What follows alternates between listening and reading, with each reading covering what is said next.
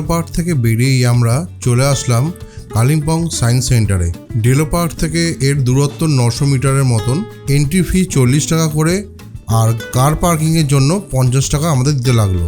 সব বয়সী পর্যটকদের জন্য এই জায়গাটি একদম পারফেক্ট। এখানে সব বয়সী পর্যটকদের জন্য টিকিট মূল্য একই। কালিম্পং সায়েন্স সেন্টারে কিন্তু সময় অনেকটাই লাগে, তো যখন তোমরা আসবে মিনিমাম কিছুক্ষণ সময় এক্সট্রা নিয়ে আসবে। এখানে প্রচুর অ্যাক্টিভিটিস আছে। এই সব অ্যাক্টিভিটিস ছাড়াও এখানে একটা স্পেশাল শো হয়, 3D শো, যেটার জন্য আলাদা করে টিকিট কাটতে হয়। কালিম্পংয়ের সাইট সিনে যারা যাবে তারা অবশ্যই এই জায়গাটা ভিজিট করো, দারুণ লাগবে।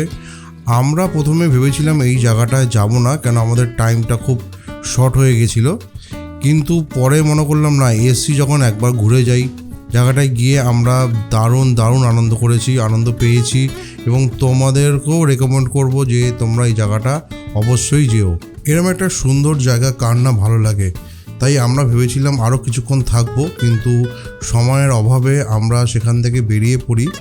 এবং বেরিয়ে পড়ে যে দৃশ্যটা দেখলাম বাইরে, সেটা ভাবিনি যে আমরা সেই দিনই দেখতে পাবো।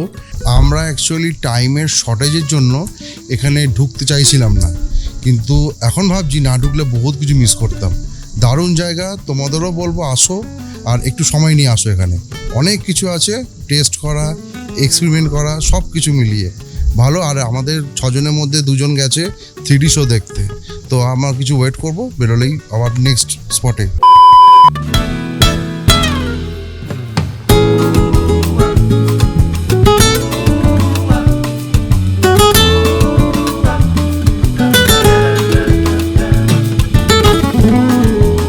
কালিম্পং সায়েন্স সেন্টার থেকে যখন আমরা বাইরে বেরোই, এবং বাইরে বেরিয়ে আমরা সত্যি বলছি অবাক হয়ে যাই। পুরো পার্কিং লট মেঘে ঢাকা, আর ঠান্ডা হাওয়া বইছে। আমরা সেভাবে কিছু নিয়ে যাইনি, বুঝতে পারিনি যে এতটা ঠান্ডা ওখানে থাকবে, কিন্তু কিছু করার নেই। কিছুক্ষণ পরে আমরা গাড়িতে উঠে যাই এবং আমাদের যে নেক্সট ডেস্টিনেশন আমরা সেই দিকেই রওনা দিই।